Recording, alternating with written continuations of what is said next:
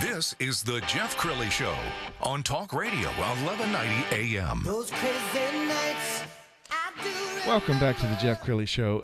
One thing about Texas that I love is that everybody has a great idea. They do, and they're not afraid to just go for it. And so my next guests, Hunter Johnson and Alden Early, they are the co-founders of Piña Loca. Welcome to the Jeff Crilley Show. Hey, Jeff. How are you doing today? Okay, so you have developed a new adult beverage, and I think it's an exciting taste. So why don't you explain what you developed? So my partner and I, Alden Early, we have developed a pineapple tequila. I think that's fascinating. I mean, when you hear it for the first time, what's the reaction, Alden? You know, a lot of people start off with, I don't like pineapple or I don't like tequila. And when they try it, they're like, well, I like this. Okay, so I got to imagine this started, well, we were sitting around having a drink one night, and somebody said, why don't we put pineapple in tequila? How was the idea born? Well, the idea started with, we both like agave. We're both passionate for agave, be it tequila or mezcal. Agave is on the rise in the American household. It is much easier to drink, much easier on the system, rather than grain-based spirits or corn-based spirits. However, when you're out at the bar and friends buy you tequila shots, it's very tough to endure the 80 proof pininess of the silver agave. So we've created a pineapple honey, and we roast these pineapples in our brick oven, and then we blend the honey with the silver tequila. It reduces the piney bite that a silver tequila has. Wow. It sounds delicious, and they don't let you drink on the air here, so we won't imbibe right now. But it's got to be interesting to come up with that formula. How did you come up with the idea of honey and pineapple? We started in Hunter's oven. We started making the honey, and we'd cooperated with a couple other companies before on just some experimentation rounds of other flavors. And we first just mixed it with some tequila itself, and then decided we can go make it better, make it mass producible. So I have to imagine there was a lot of research that went into this. Just, I'm sorry, honey, I'm not going to be. I've got to do more research on this alcoholic beverage we're creating. I do have to thank my girlfriend quite a bit for letting me spend a lot of time and money on this, as well as half the time the house did smell like pineapple upside down cake, which is a wonderful smell. But after a while, it gets a little old. However, it's not going to be old when this company hits the ground running in a couple months and we're on the store shelf.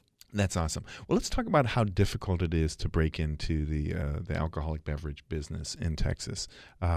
Texas is a great state to do business in. There's not a ton of regulation, but the alcoholic beverage industry is fairly heavily regulated, isn't it?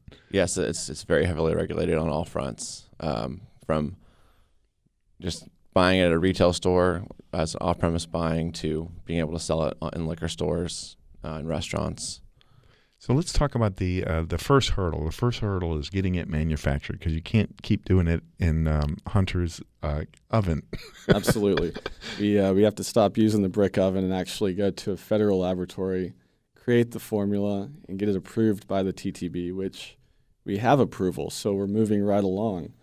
Hopefully we're going to be one of the fastest spirit companies to come out with an innovative brand in a short period of time. Okay, so what's the secret? Once you've got the formula and it's been approved, what's the secret of getting it to market and then getting it on the shelves? Well, as a producer, you go through a distributor, and they go through a retailer. For us, in our specific case, we have a lot of homegrown connections in Dallas through all branches of alcoholic facilities. So we've just built our relations with people we'd already known somewhat or done business with in the past. Now, the famous story, Hunter, is obviously Tito. I mean, and the guy's probably a billionaire now, but he did it the hard way. I mean, he was driving around the state of Texas, wasn't he, for many years?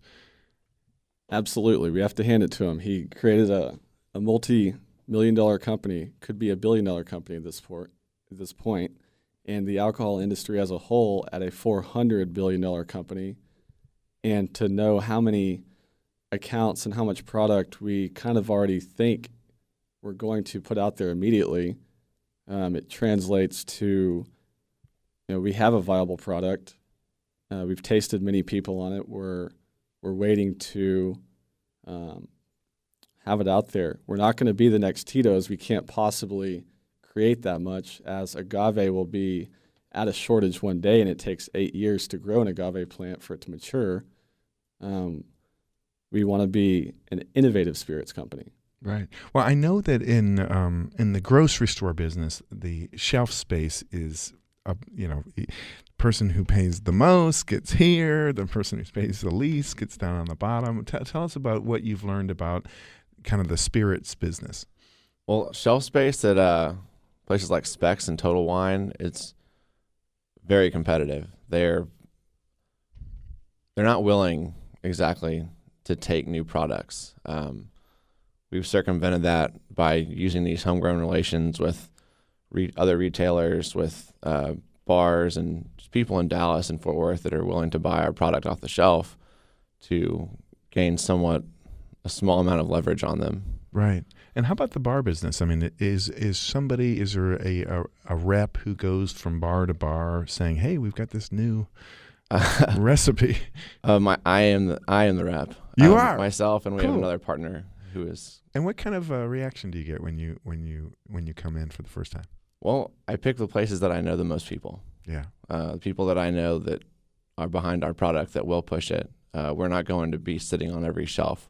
We want to be sitting on the shelf where people are going to pour our product out and order more. Is there a lot? I'm trying to imagine. It's almost like a doctor is probably hit up by every pharmaceutical rep known to man. Is the owner of a bar hit up by every single liquor startup? Absolutely. Several different reps come in from several different platforms. Two of the main distributors in Dallas fight for quite a bit of shelf space on the on-premise bar sections and off-premise package stores, Specs and Goody Goody, and Siggles. Right. So we have to have an innovative spirit in order to kind of circumvent the other number of products that come in every day. And we think as a very small spirits company entering the market, we have to be quickly so we can Absolutely come on other shelves. Do you find, does the consumer play a role? I mean, if a consumer's coming into the liquor store saying, "Hey, I'd like this Piña Loca that I heard about on the radio," does that help? Yes, at all the exposure, especially in small startups with at least in alcohol. For instance, Tito, he moved 1,000 cases his first year. Wow. And that's a lot of work. He put a lot of miles on the car, didn't he? It's a lot. It's a lot of alcohol to sell from having no experience in the business. But if we have an extra 2,000 or 3,000 people come in and order one shot somewhere along the line, that puts us that much closer to getting into Tito's 1,000 cases. Yeah. Do you imagine multiple lines that go beyond pineapple? Have you already started experimenting with other flavors? Yes, we definitely have. We've been actually working on multiple lines for a couple of years, and this is why we decided to launch Piña Loca, the pineapple tequila, as well as create a few other flavors and even a different type of agave spirit. Did you get your girlfriend's permission to do so? You're like, "Honey, by the way, I know the first one's not a hit yet, but I'm experimenting." As long as I keep telling her it's going to be the next Deep Eddy, she's cool with it. That's it. You have a very understanding girlfriend, absolutely. Well, so I know your website isn't live yet. It will be soon. But how do people get a hold of you? You have a Facebook page for sure. In the meantime, we have a Facebook page, and we will be live on the shelf and live online within the next month and a half, 2 months. Okay, so go to Facebook, and it's /PiñaLocaDallas.com. Thank you for being on the show. Thank you very much. When we come back, a pharmacist who's bringing old-fashioned care to an industry that is filled with big box competition and where customers are often always just a number. Her prescription for success is just ahead.